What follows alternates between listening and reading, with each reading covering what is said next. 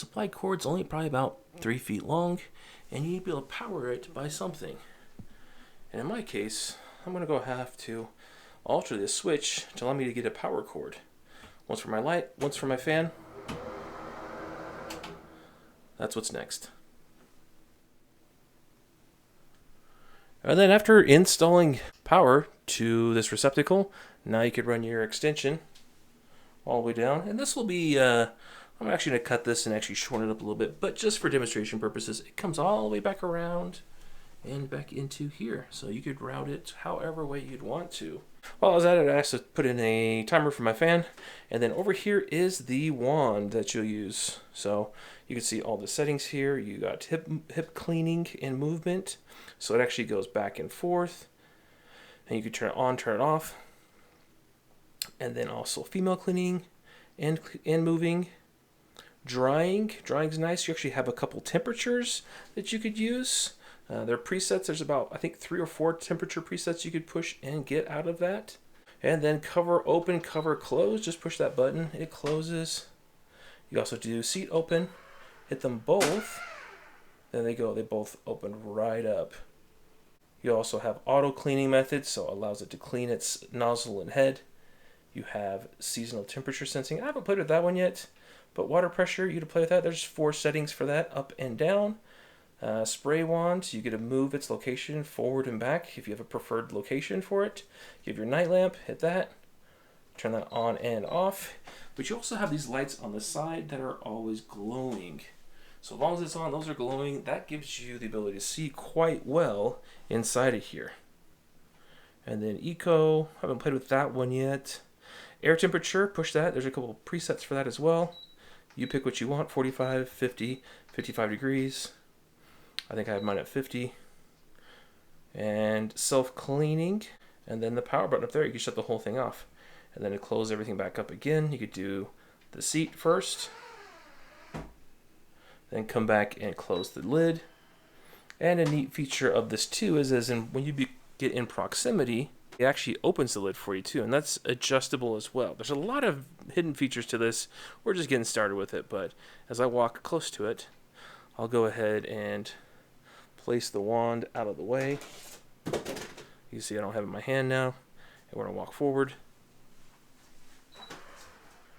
All on its own. Proximity sensing, it knows when you're close. It opens it up for you. But you do, if you want to go number 1 as a male, you have to push the button to lift up the seat as well. Now you have other features over here on the side. So as you turn the knob over here, turning it clockwise, that starts the spray. Turn it clockwise again, it oscillates the spray. And then backwards is for female. Backwards again, oscillating for female. Push the button in, it turns on the fan and shuts off the water. And then push it again, and it stops the fan. So you can really do it all from this one location right here if you need to. Very simple, very easy to do that way. Or you can use the wand. And then up here is giving you readouts, water, temperature, and then there's the seat position.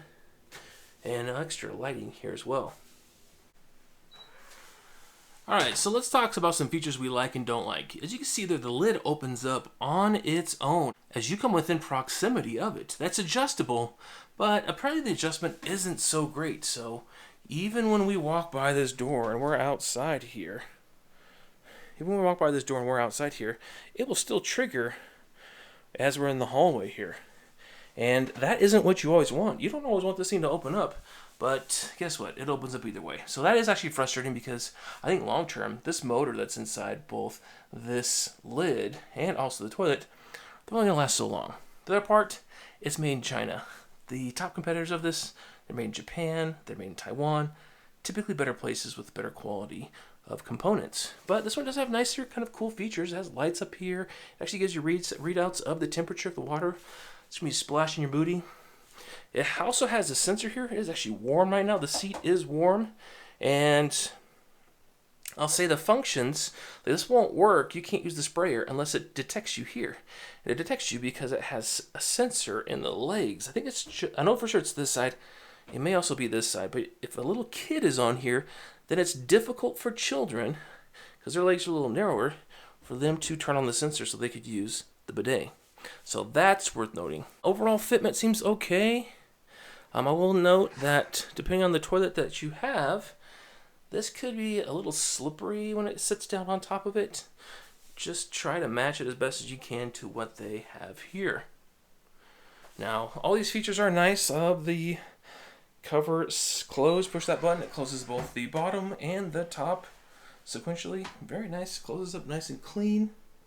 And it does have a light in there too. You could walk up to it and you could see what's going on. It's easy to use it. But I'll say you can actually get away with the side lights as well. These side lights are plenty bright. They are on in the middle of the night, and then as you approach it, it kicks on. I do wish that this blue light that you see down inside there, the night light, would be activated by the lid opening. Because otherwise, I've woken up to this in the middle of the night with the lid down, and the lid's glowing blue because that blue light stays on all the time. So it's either always on or always off. I'd like to have the option for it to work with the sensor of the toilet. That way it stays on for a short amount of time and then kicks off. Otherwise, it's always on. I do wish, too, that the cord here was a little bit longer. They give you about 3 feet. In my case, it comes out on that side. That's not helpful because I had to rewire up to here in my switch to get power. And I would have preferred something longer. I think either give you an extension or multiple lengths. Maybe give you 5 feet. In my case, 6 feet is what I needed to go from there to there. I don't know. That's a tough one to figure out because you do have to run power to it. I do like that. They do have the GFCI outlet there, so I don't have to double up GFCIs. Otherwise, all these functions here, from hip moving, I will say, actually, water pressure. Water pressure is on the low side. You can bump it up to mode 4. It goes 1, 2, 3, 4. But I have great water pressure here. The old unit I pulled out, it pushed extremely well, water pressure-wise. Too well.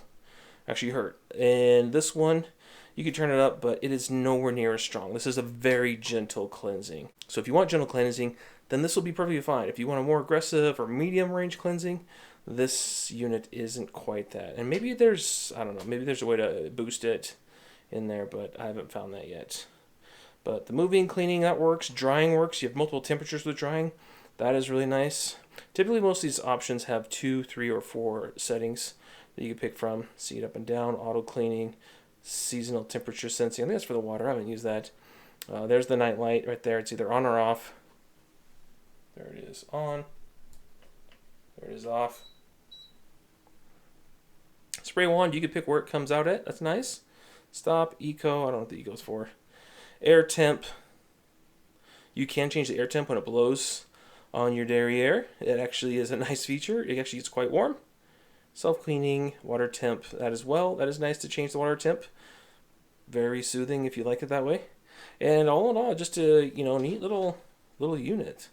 So I think for the price, and I'll put the link to it here for you guys pricing wise. But take a look down below. The Costco version is about $300. I'm hoping that they keep this one under that for you guys. But follow the link down below. You'll see for yourself. See if it's worth your time. I personally think, if this is a perfect world, this unit should probably be somewhere around $150.